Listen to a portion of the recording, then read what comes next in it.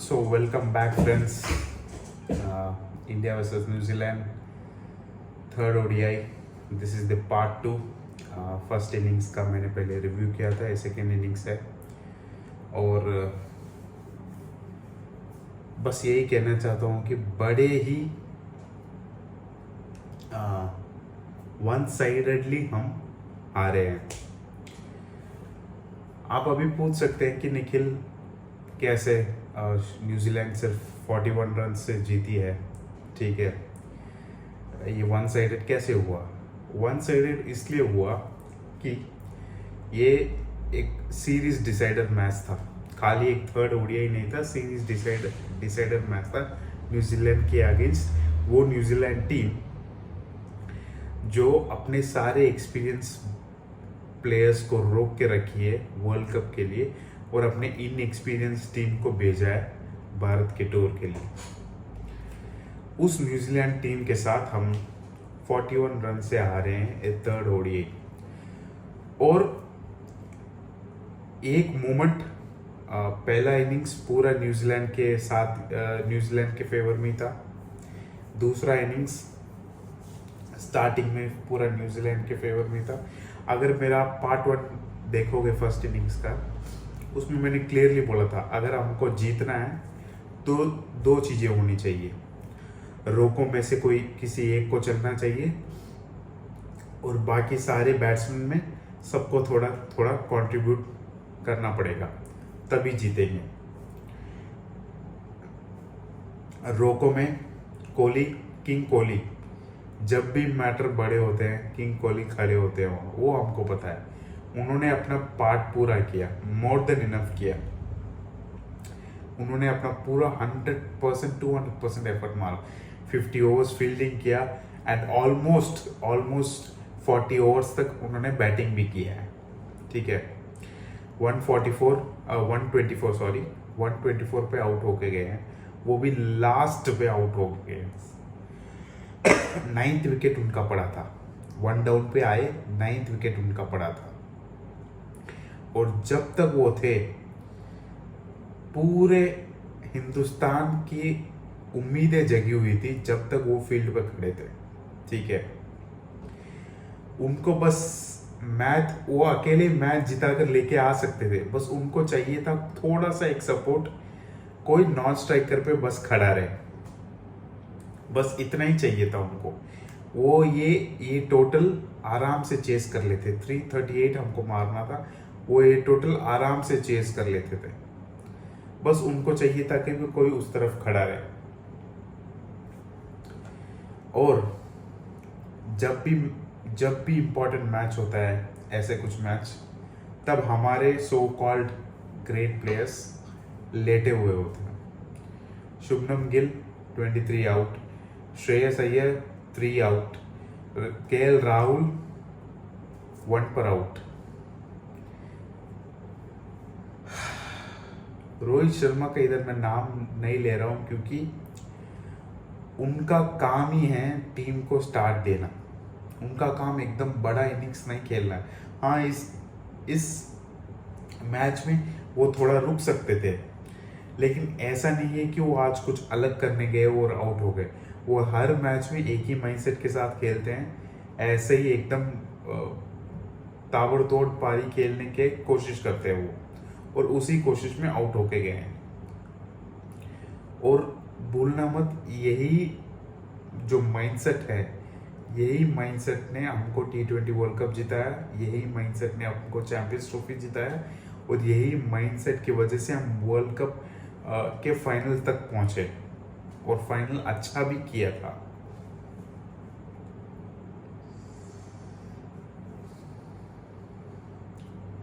मैं डिसअपॉइंटेड हूँ बाकी शुभमन गिल, श्रेयस अय्यर और खास करके केएल राहुल और शुभमन गिल, खास करके इन दोनों से बहुत उम्मीदें थी. ठीक है, लेकिन ऐसे बैटिंग पिच पर आप एक इंडियन बैट्समैन होकर उनके स्पिन के अगेंस्ट नहीं खेल पा रहे हैं. एक बहुत ही मिस्टीरियस ये एक गुत्थी उलझ गई है कि भाई इंडियन बैट्समैन क्यों हम स्पिनर्स को नहीं खेल पा रहे। हर साल कोई टीम से एक नया स्पिनर आता है और हम सारे वहां लेट जाते हैं उसके सामने।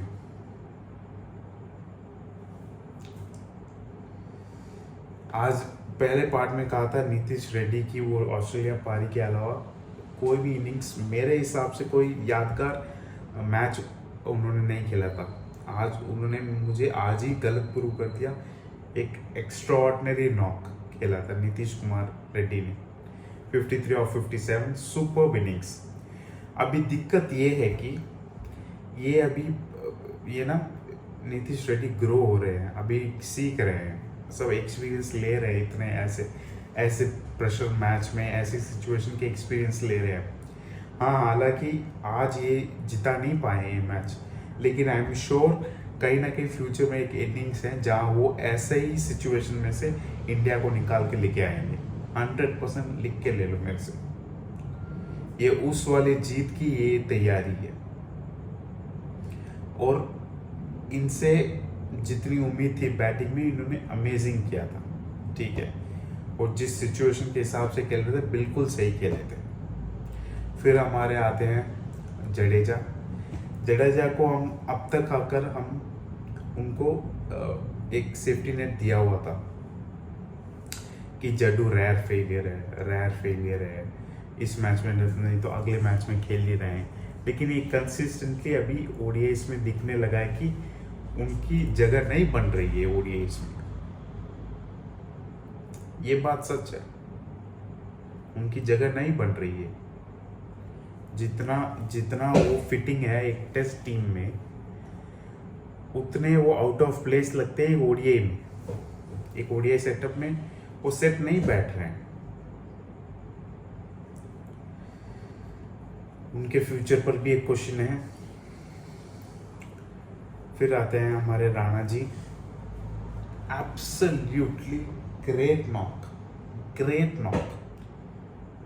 मैं एक सेकंड हटा नहीं जब तक हर्षित राणा खेल रहे थे, एक सेकंड। हर बॉल पे कुछ ना कुछ कोशिश कर रहे थे। और वो जो जेमिसन को वो आगे आके एक 6 मारा था उन्होंने, मैं तो वही फैन हो गया उस वक्त। व्हाट अ शॉट, सब शॉक हो गए वहां उस शॉट को देखने पर। ग्रेट, मोर देन इनफ किया, जितना उनका रोल होना चाहिए था इस टीम में उससे डबल उन्होंने करके गए हर्षित राणा। बॉलिंग भी किया, बेहतरीन बॉलिंग किया, विकेट्स लिए, और आज पहली 50 भी मारे। नीतीश कुमार रेड्डी और हर्षित राणा, इनको अगर साइड रख दे तो एक कोई बैट्समैन अगर कोहली का थोड़ा साथ दे देता, मारने की जरूरत नहीं थी, बस विकेट पकड़ के रखना था, विकेट नहीं छोड़ना था, इतना ही करना था खाली। वो हमारे बैट्समैन नहीं कर पाए। इतना करीब लेके आ गए मैच को। एब्सोल्युटली नेल बाइटर मैच था। 46 ओवर तक जब तक कोहली का विकेट नहीं पड़ा था ना, सबको लगा कि भाई आज एक मिराकल होने वाला, यहाँ से कोहली निकाल के लेके आएंगे। चेस मास्टर इसीलिए नहीं हम कहते। और उन्होंने अपना पूरा मैजिक दिखाया। Absolutely terrific knock, 85th century, grand 85th century grand way में लेके आए उन्होंने। बट वो विनिंग कॉस्ट में नहीं गया, थैंक्स टू आवर टीम। अब डेफिनेटली गाइस, अभी New Zealand after 34 years, if I am not wrong 37 years के बाद एक ओडीआई सीरीज जीत रहे हैं इंडिया में, न्यूजीलैंड की टीम। इस सीरीज के पहले हमारा न्यूजीलैंड के साथ 7-0 का स्ट्रीक था। हम अनबीटन रहे लास्ट 37 इयर्स में। और एक ऐसी इनएक्सपीरियंस टीम आकर इतनी पावरफुल इंडियन बैटिंग लाइनअप को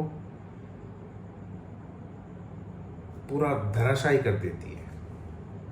37 इयर्स के बाद एक सीरीज उन्होंने जीत के गए हैं। Definitely kudos to New Zealand team, no doubt. Great cricket, great display of talent, ठीक है। लेकिन ये ऐसे कब तक चलेगा गाइस?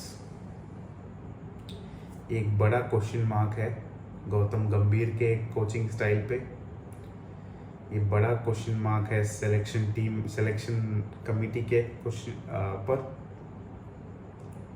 जो इतने चेंजेस कर रहे हैं। मैं शुभमन गिल का प्रेस कॉन्फ्रेंस भी सुना। प्रेस कॉन्फ्रेंस में तो आकर कहते हैं कि हम 2027 वर्ल्ड कप के लिए हम एक्सपेरिमेंट कर रहे हैं, देख रहे हैं कौन सा कॉम्बिनेशन हमारे लिए सेट होता है नहीं होता है। और यही बात जब रोको पर आ जाती है, कहते हैं वो नॉन कमिटल है, वर्ल्ड कप अभी 1 साल 2 साल दूर है, हम तब सिचुएशन देखेंगे।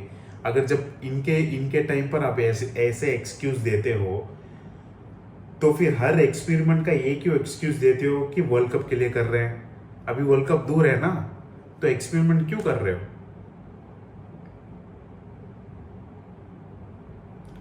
खिलाओ जायसवाल को, ओपनर बैठे हैं, खिलाओ उनको। क्यों नहीं खिला रहे? जब आपको पता है आपको ओपनर्स फ्लॉप हो रहे हैं, क्यों नहीं चेंज कर रहे हैं? वहां एक्सपेरिमेंट क्यों नहीं कर रहे हैं? वहां आपके कैप्टन है इसलिए। मैच हारे कोई बात नहीं, सीरीज हारे कोई बात नहीं, रिकॉर्ड्स हमारे खराब हो रहे हैं कोई बात नहीं, लेकिन अपनी मनमानी नहीं रुकनी चाहिए।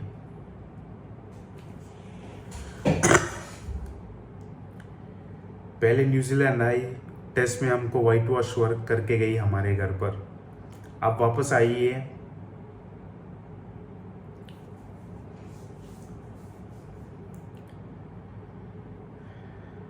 ओडीआई सीरीज 37 इयर्स के बाद जीत के जा रही है। साउथ अफ्रीका आई, हमको अपना हमारे घर पे हरा के गई है। ये सब अभी हो रहा है गाइस, ये पहले नहीं हो रहा था, ये सब अभी हो रहा है। और जिन पर हम क्वेश्चन कर रहे थे वो लोग परफॉर्म कर रहे हैं। चाहे रोहित का ये सीरीज खराब गया, लेकिन पहले सीरीज सब उन्होंने परफॉर्म करके दिया था। और कोहली तो अभी अपने सबलाइन फॉर्म में है, हर मैच में परफॉर्म कर रहे हैं। तो अभी किसको ब्लेम करें?